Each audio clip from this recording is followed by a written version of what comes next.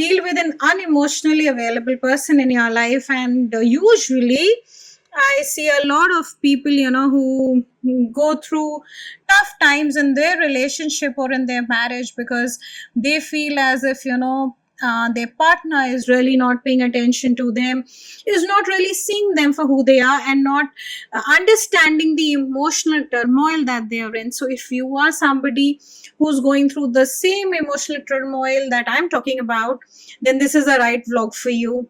Because today we are going to first understand where is it that this turmoil is coming into your life and how you can bring a bit of clarity in your life. Because without clarity, without having clear thought process in your own mind, you will never be able to tackle this certain person or your situation that you have created in your life. Because when I say you have created, let me tell you that most of the problems, 99% of the problems in our life are self-created, because we have this immense need to be heard, to be seen. Where does this need to be heard, to be seen comes into our life? It comes when we were children. We wanted people to see us, our parents to see us, and with parents being so busy in their own life, or if you were living in joint families, or let's say your parents were really dealing with their own emotional problems in their relationship, they neglected you as a child. And because they neglected you or they abandoned you,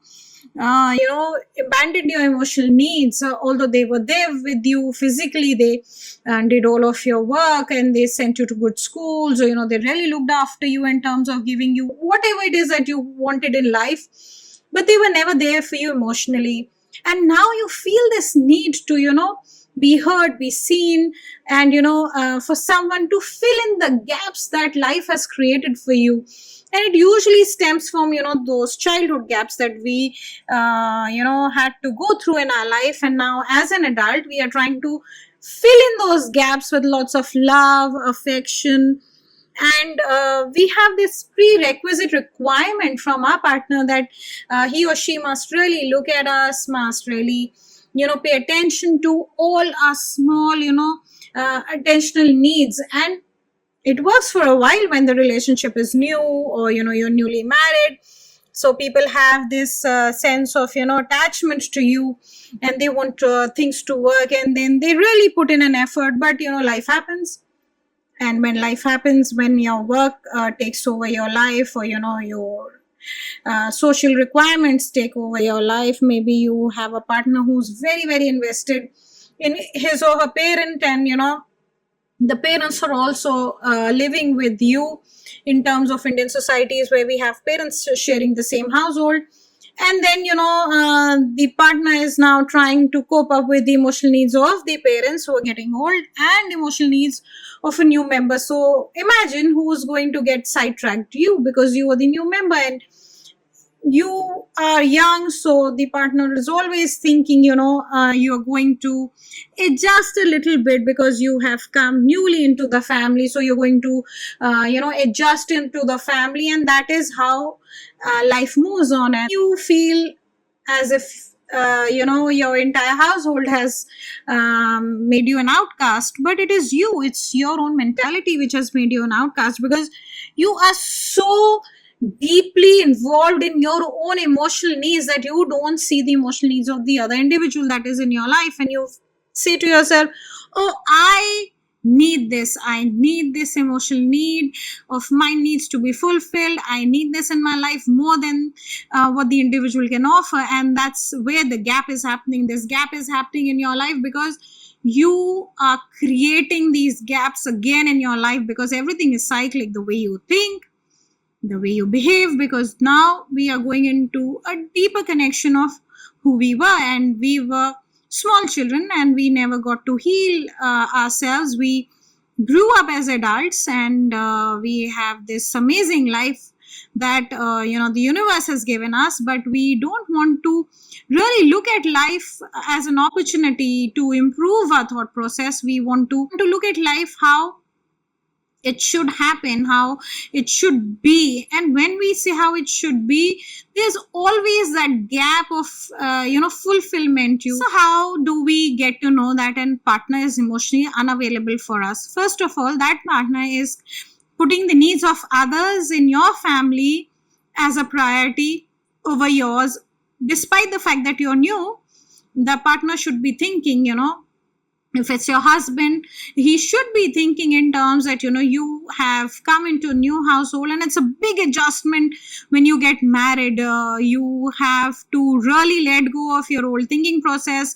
You have to let go of your old attachments. You have to let go of your old comfortable lifestyle, and you're stepping into an absolutely new household with everything is new there. The food might be new, the eating habits might be new, their sleeping habits might be new, and the entire environment is like an upstaged environment, and you suddenly find yourself trying to recover from that adjustment that you have to do in this life. And suddenly you find that your partner has too many expectations from you, that you should be able to adjust at a snap of a finger, but that doesn't happen in real life.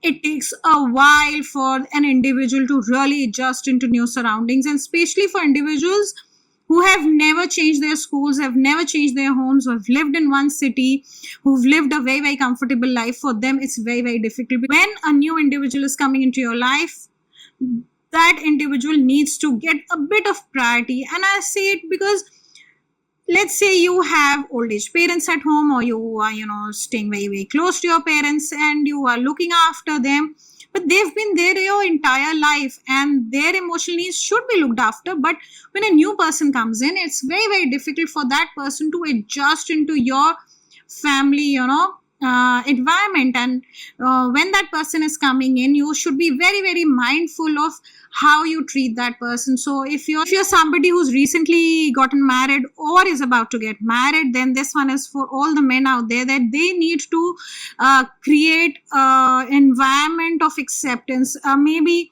the new partner that is coming in will have difficulty adjusting for a few months, and at least you should give them a year, because sometimes people find very, very difficult to change their thinking process immediately. It's not going to happen that one day the individual is going to come into the house and start liking the dishes that you make, and you should be able to at least have a conversation with the partner of yours that what is it that you like, what would you like to eat today. Maybe we can cook a meal that you prefer. So these are small little adjustments that you can do from your end, because these are the kind of emotional needs that a lady requires when she comes into a new household. And I'm not being gender specific. It's just that, a lady has to change a lot of things in her life when she gets married, and especially in Indian society. So how do we get to know if a person is in an emotional turmoil, or if this person is really not feeling up to mark, emotionally? And that is when they show a lot of mood swings. They will have a lot of mood swings throughout the day. 1 minute they'll be happy, the next minute they'll be angry, the other minute they'll be irritated, and then again next minute they'll be sad, and then they'll start crying. So these are all the cyclic things that are happening in a day. Then you should really register in your mind that yes, this person is going through some emotional upheaval, and sit down with them, because at least you have to understand that if you want a lasting relationship, then that relationship has to be built on trust and friendship and communication. Because we don't understand the meaning of communication. We think that just asking casually, are you okay, is not going to work for some individuals. You need to sit down, have a conversation with them, that are you okay, what's going on, I saw that you were upset in the morning and then you're happy now, is everything okay, are you feeling good, what is it that is troubling you? These are little questions that you can ask your partner. And if, let's say, your partner is not willing to come forth with answers, then you really catch on to this thing that this individual is not willing to open up because of some kind of blockages they have in their mindset. And these blockages can be easily removed if both the partners are willing to work upon it. So as I said, there'll be a little bit of avoidance of conversation in terms of emotional upheavals going on, or they'll not have a conversation because they don't want to show their vulnerability to you. And this usually happens to a lot of men, actually, because women have very easy way of communicating.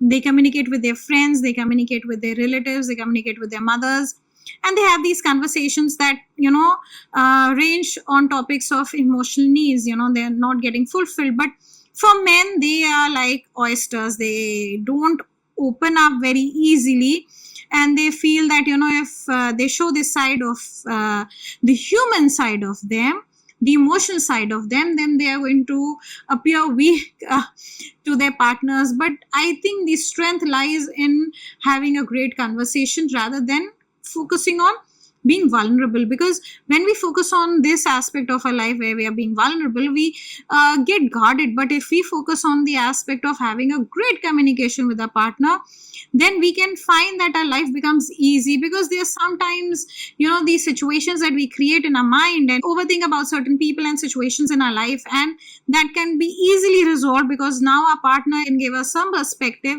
on what is going on really in life, because they are not that biased towards this scenario that's happening in our life or the situation that's happening in our life. So it's always better to have two minds working on a situation or a solution, rather than one mind just continuously, overthinking and getting tired. So if you are an individual who finds it very, very difficult to open up, then you need to start practicing it. Start sitting down with your partner at the end of the day.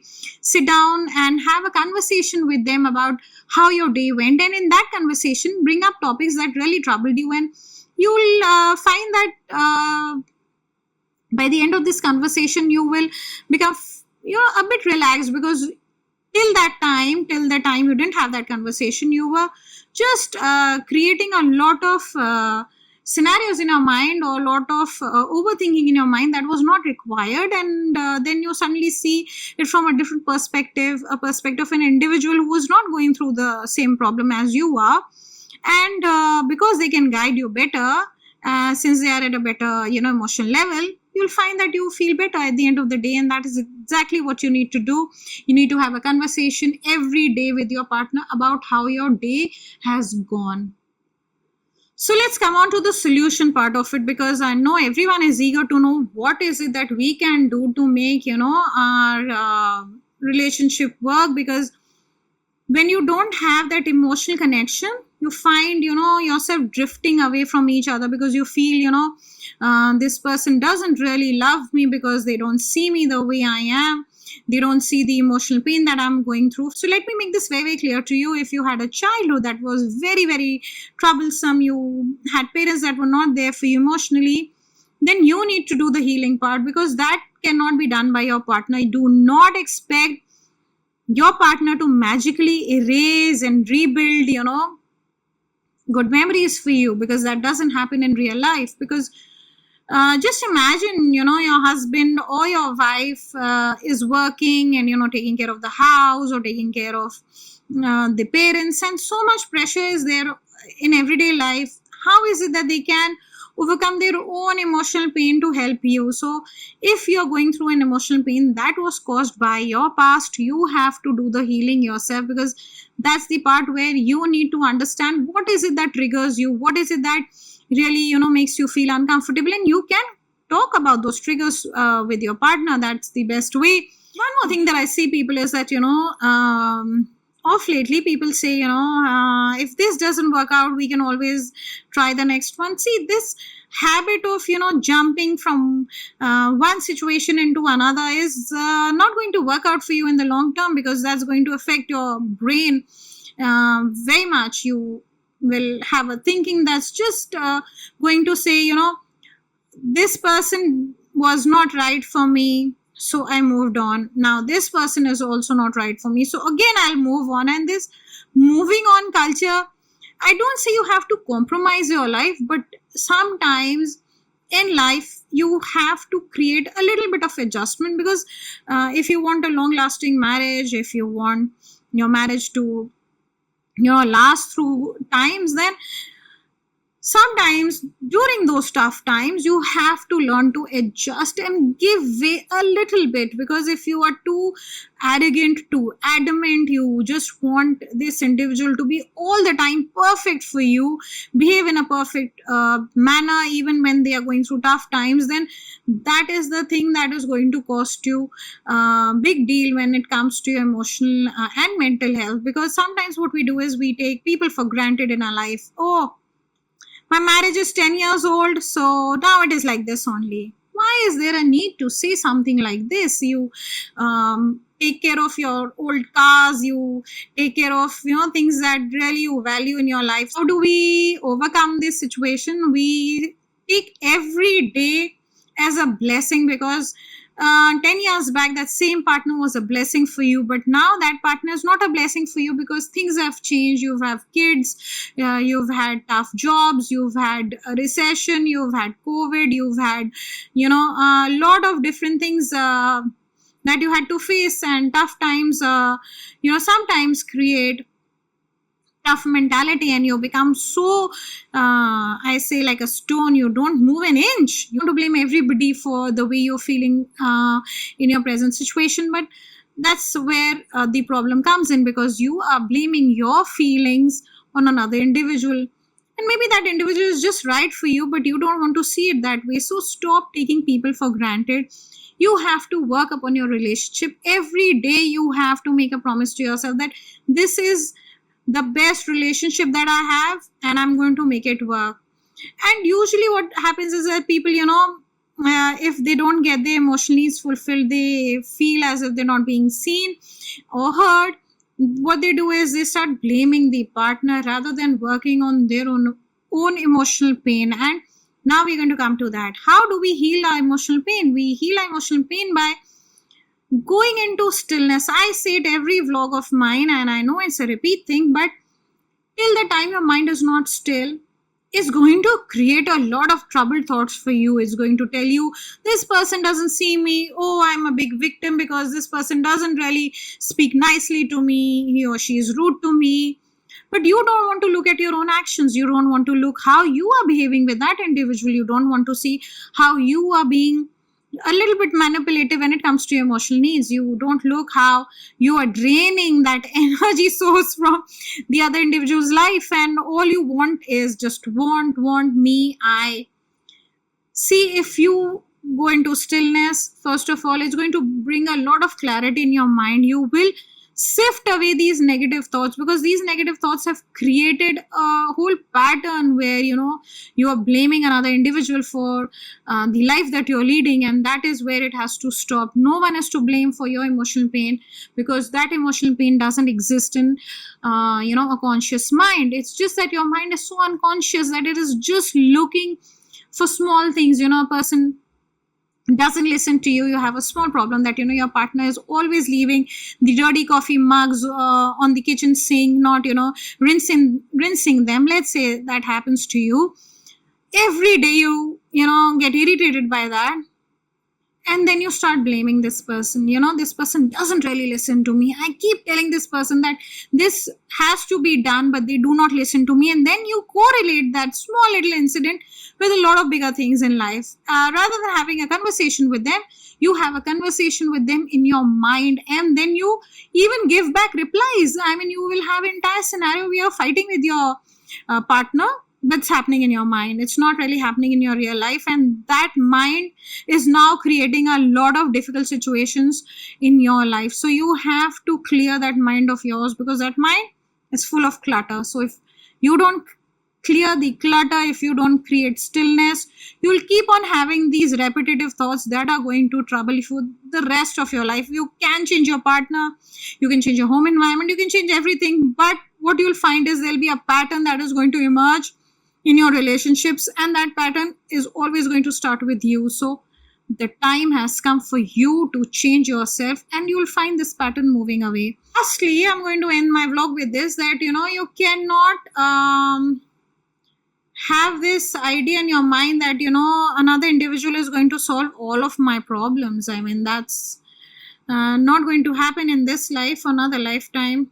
No, you have to solve your own problems. You have to become a stronger version of yourselves, a better version of yourselves, and create better situations in your life by solving your own problems. And now people will say, how do we solve our own problems? We have so much of emotional baggage. Meditate. That's it.